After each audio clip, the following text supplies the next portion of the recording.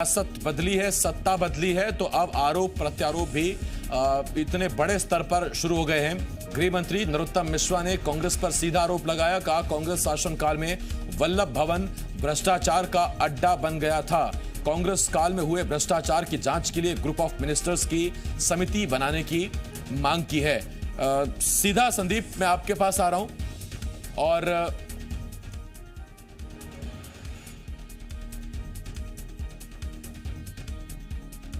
संदीप लगातार हमारे साथ जुड़े हुए हैं। संदीप, सबसे पहला सवाल तो यही है, नरोत्तम मिश्रा खुद गृह मंत्री हैं और वो कह रहे हैं कि कांग्रेस शासनकाल में यानी कि 1.25 साल के इस दौर में वल्लभ भवन भ्रष्टाचार का अड्डा बन गया था।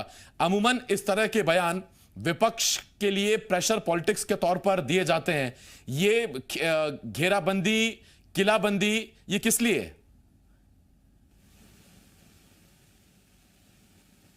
देखिए, जब कांग्रेस की सरकार थी तब भी इसी तरह की कवायद की गई थी। ई टेंडरिंग के घोटाले खोलना, व्यापम को दोबारा से खोलना, एसटीएफ को अलग जिम्मेदारी दी जा रहा है, तो बहुत सारी चीज़ों को नए तरह से खोला जा रहा था और अलग अलग स्कीम्स में आरोप लगाए जा रहे थे। तो ये जो कांग्रेस सरकार ने शुरू किया था, शायद उसका जवाब अब बीजेपी गवर्नमेंट दे रही है और इसीलिए नरोत्तम मिश्रा ने इसमें पॉलिटिकल खेल खेला है। वो गृह मंत्री हैं, चाहते तो खुद जांच के आदेश दे देते, एफआईआर कराने के निर्देश दे देते, लेकिन पहले ग्रुप ऑफ मिनिस्टर्स बनेगा, यानी इसमें पर्याप्त पॉलिटिक्स होगी और उसके बाद में गृह मंत्री अपनी इच्छा के साथ में बात करेंगे। मुख्यमंत्री भी इस मसले पर कुछ बोलेंगे क्योंकि उन्होंने सीएम से मांग की है कि ग्रुप ऑफ मिनिस्टर्स बनाए।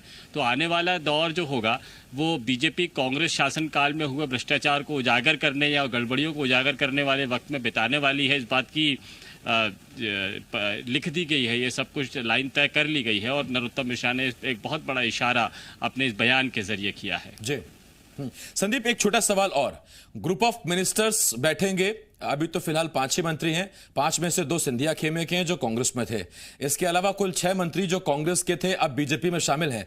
तो क्या अभी से उन 6 मंत्रियों को क्लीन चिट दे दी गई है कि वल्लभ भवन के भ्रष्टाचार के अड्डा बनने में इनकी कोई भूमिका नहीं थी, या फिर ये जांच के दायरे से बाहर रहेंगे? देखिए आसिफ, जो सवाल आपने छेड़ा है ये मध्य प्रदेश की राजनीतिक इतिहास के लिए भी सबसे पहली दफा होने वाला है, क्योंकि आप वही लोग हैं जो पहले सरकार में थे और अगर बीजेपी इसमें मामले निकाल कर लाएगी तो इनमें से कितने 6 मामलों को मंत्रियों को छोड़ देगी, क्योंकि इसमें से अहम विभाग इन्हीं मंत्री के पास थे। परिवहन विभाग हो, श्रम विभाग हो, महिला एवं बाल विकास विभाग हो, खाद्य विभाग हो, तो बहुत सारे ऐसे विभाग हैं जिन पर भ्रष्टाचार के आरोप आसानी से लगाए जाते हैं और बीजेपी ने तो किए भी थे। ऐसे में इन मंत्रियों को बख्शते हुए कौन कौन से ऐसे मामले निकाले जाएंगे जिनकी जांच कराई जाएगी और ग्रुप ऑफ मिनिस्टर्स बैठेगा, ये एक नई तस्वीर मध्य प्रदेश में पहली दफा भी देखने को मिलेगी, क्योंकि इससे पहले कभी राजनीतिक इतिहास में ऐसा नहीं हुआ कि कोई बहुत बड़ा पॉलिटिकल खेमा इस तरह से उसने सरकार का साथ छोड़ दिया और फिर अब दूसरी सरकार में शामिल हो गया, बिल्कुल विपक्षी दल के साथ में सरकार बना चुका है। तो ये तस्वीर अब आने वाली दिनों में जो होगी वो पहली बार ही होगा और बड़ा दिलचस्प रहेगा। संदीप, मैं लौट रहा हूं आपके पास। नरोत्तम मिश्रा ने क्या बयान दिया इसको लेकर, ये जरा आपको सुनवाते हैं। वल्लभ भवन दलालों का अड्डा बन गया था, भ्रष्टाचार चरम पे था, रोज ट्रांसफरों की लिस्ट निकलती थी।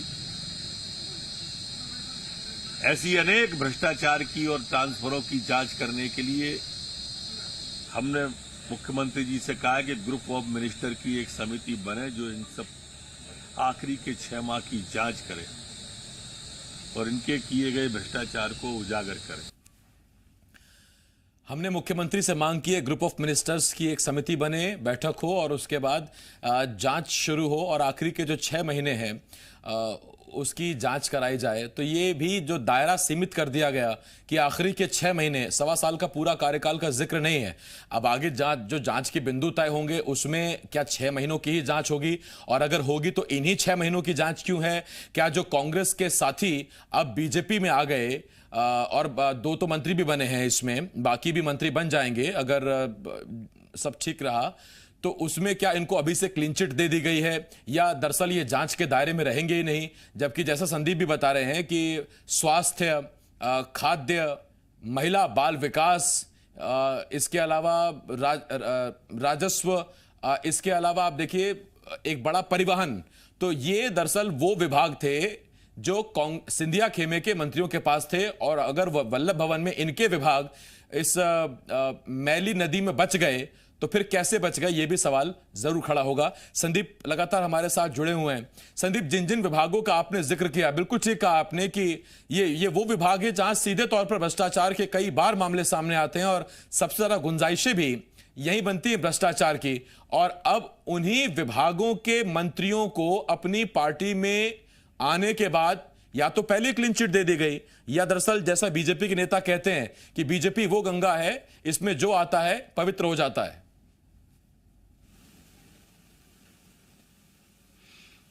देखिए, गंगा पवित्र करती है, लेकिन पॉलिटिक्स जो होती है वो कुछ और उद्देश्यों को लेकर होती है। सत्ता हासिल करना ही सबसे बड़ा मकसद होता है। ये हम पिछले दिनों घटनाक्रमों में देख चुके हैं, चाहे विधानसभा के इलेक्शन हो, चाहे एक महीना पहले मार्च में हुआ राजनीतिक घटनाक्रम है। बड़ी दिलचस्प यहाँ पर यह होगा कि अभी दिलचस्प और भी हो जाएगा संदीप, क्योंकि पीसी शर्मा साहब हमारे साथ इस वक्त जुड़ रहे हैं। मैं लौट रहा हूं आपके पास। पूर्व जनसंपर्क मंत्री पीसी शर्मा साहब से बेहतर कौन बताएगा। पीसी शर्मा साहब, नरोत्तम मिश्रा साहब कह रहे हैं कि ग्रुप ऑफ मिनिस्टर्स एक बने, मुख्यमंत्री से वो मांग कर रहे हैं, क्योंकि उनका मानना यह है, या उनको इस तरह की शिकायतें मिली हैं कि वल्लभ भवन आपके सरकार के काल में दलालों का अड्डा बन गया था, भ्रष्टाचार का अड्डा बन गया था, और ऐसे में जांच होनी जरूरी है। देखिए, ऐसा है, ये खूब जांच कर रहा है और कोई जांच पर पता नहीं, कह रहे हैं ग्रुप ऑफ मिनिस्टर जांच करेंगे।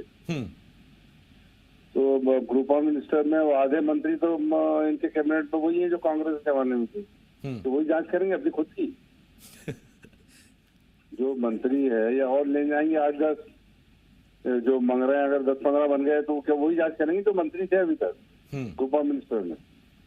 दूसरा ये है कि जांच करे खूब कि कांग्रेस के तो मुख्यमंत्री कमलनाथ जी ने कोई मंत्री इन बातों से डरने वाला है, और ऐसा नहीं हो कि इनकी जांच करते करते इनकी सरकारी चली है। कुछ ऐसा ज्यादा लंबी नहीं चलने ऐसे वाली गृह नक्षत्र बन रहे हैं क्या कुछ पीसी शर्मा जी? अल्पसंख्यक अल्पमत की सरकार है, हम लोगों की बहुमत की सरकार, और हमने कोई भी चीज ऐसी नहीं की, इसमें टाइम वेस्ट नहीं किया कि बीजेपी के 13-14 साल के जो मंत्रियों के जांच हो सब हो। हम लोगों ने काम किया है 15 महीने और ठोस काम किया है, और जब तक कमलनाथ जी रहे मुख्यमंत्री, न तो कोरोना में कोई जनता को प्रॉब्लम आई, लेकिन जैसे ही सरकार बदली आज पूरा मध्य प्रदेश जो है वो 100 पीसी शर्मा जी, आप ही के साथी और पूर्व वित्त मंत्री तरुण भानोट साहब भी हमारे साथ जुड़ गए हैं। मैं पीसी शर्मा जी आपके पास लौट रहा हूं। तरुण भानोट साहब, कमलनाथ सरकार में राजस्व के पूरे लेखा जोखा की जिम्मेदारी आप ही के पास थी। नरोत्तम मिश्रा साहब कहते हैं कि वल्लभ भवन दलालों का भ्रष्टाचार का अड्डा बन गया था आपकी सरकार में, तो ये गड़बड़ी कैसे होती रही? हालांकि इसमें अपडेट वो ये भी दे रहे हैं, वो कह रहे हैं कि ग्रुप ऑफ मिनिस्टर्स से इसकी जांच करानी चाहिए। हाँ, स्वागत है। नरोत्तम जी तो कुछ वरिष्ठ मंत्री पहले भी रहे हैं, दोबारा मौका मिला है उन्हें, तो जांच कराएं, हम स्वागत करेंगे। मैं उनकी जानकारी में ये बताना चाहता हूँ कि हमने लगभग जांच पूरी कर ली थी। जो 750 करोड़ के पौधे मध्य प्रदेश में नर्मदा यात्रा के दौरान लगे थे, उसकी जांच पूरी कर दे। लगभग जांच पूरी हो चुकी थी इंदौर के पेंशन घोटाले की, उसकी जांच भी पूरी करके जल्दी जनता के सामने रख दे। व्यापम घोटाले की जांच भी जनता के सामने रख दे। ई टेंडरिंग घोटाले की जांच भी जनता के सामने रख दे। अभी कोरोना जैसी महामारी जब पूरे भारतवर्ष में फैली है, मध्य प्रदेश संक्रमण के नंबर पे 4थे नंबर पे है, तो जो भ्रष्टाचार आटे में, दाल में, चावल में हो रहा है, इसकी जांच भी वो करा ले। हमने किसानों का कर्जा माफ किया है 25 लाख से अधिक, इसकी जांच भी वो करा ले। हमने सामाजिक सुरक्षा पेंशन गरीबों की 300 से बढ़ाकर 600 कराई है, इसमें क्या घोटाला हुआ, इसकी जांच भी वो करा ले। और उनका स्वागत है, बहुत बहुत स्वागत है। और जहां उनको जरूरत पड़े तो मैं तो ये कहूंगा कि अगर उनको हमारी जरूरत पड़े तो वैसे कोई ऐसा बाध्यता तो नहीं है, पर मैं तो उनके पास हाजिर भी हो जाऊंगा। उनसे कमेटी में अगर वो बुलाएंगे और उनको सारे तथ्य भी रखेंगे, बताएंगे भी, और उनको बहुत महत्वपूर्ण बिंदु बताएंगे जिनकी हम जांच कर रहे थे, जिनमें भ्रष्टाचार हुआ था, और उनकी जांच सफल हो। मैं ईश्वर से ऐसी कामना करता हूँ, सिर्फ ये एक जुमलेबाजी रटन के ना रह जाए। तरुण जी, मैं लौट रहा हूं आपके पास। पीसी शर्मा साहब, सियासत में अमूमन ये जो जांच की आंच होती है, इसके कई मायने होते हैं। तरुण भानोट साहब जिन जांचों का जिक्र कर रहे हैं, कहीं ऐसा तो नहीं कि उस जांच के बदले इस नई जांच के ऐलान से वो पुरानी वाली आंच से बचने की कोशिश हो? मैं समझता हूँ कि तरुण भानोट जी ने बड़े विस्तार से सब बातें कह दी कि ये जांच में हम लोग भी सहयोग करेंगे, और जो जांचें कांग्रेस के जमाने में इनकी सब हुई है वो सब जांचों पे भी हम लोगों से भी राय ले लें। और जो ई टेंडर घोटाले की बात कही है भानोट जी ने, तो मैं तो समझता हूँ कि जो मंत्री जी हैं हमारे मिश्रा जी, वो देखें खुद अपने आप को, क्योंकि जो इस विभाग के पीएस हैं उनको मुख्यमंत्री जी ने अपने उसमें ले लिया है, अपने साथ अटैच कर लिया है। और कहीं ऐसा ना हो कि दबाव उन पर चल रहा हो मुख्यमंत्री जी का, क्योंकि जो जानकारी है मुख्यमंत्री जी और इनकी आदरणीय मिश्रा जी की तो बात बन नहीं रही है।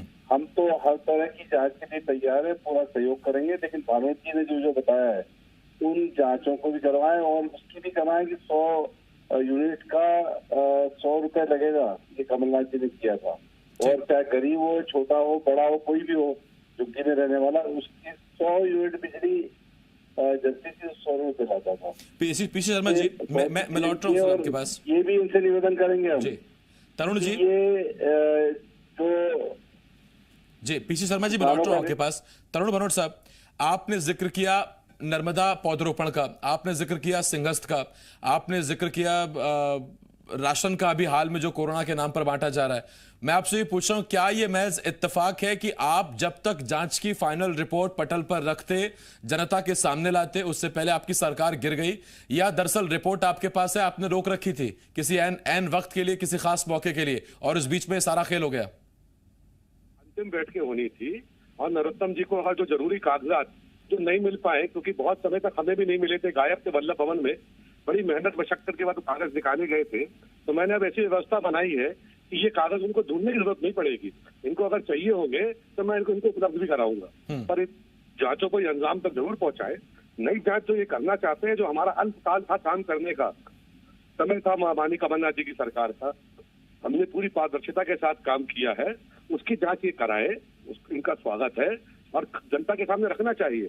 पर 15 साल के जिन घोटालों के कारण इनको जनता ने सत्ता से हटाकर विपक्ष की जिम्मेदारी सौंपी थी, और जो उस कार्यकाल के जो घोटाले थे उनकी जांच भी पूर्णता की हो रही है। मैं तो इशारा यही कर रहा हूँ कि उसकी भी रिपोर्ट पूरी की पूरी जनता के सामने रख दे तो बहुत अच्छा होगा, बेहतर होगा। पारदर्शिता होना चाहिए, ईमानदारी से काम होना चाहिए सरकार में। हर तरुण जी, तरुण जी मेरे सहयोग, हाँ ठीक, बहुत शुक्रिया तरुण जी। और पीसी शर्मा साहब, आपका बहुत शुक्रिया।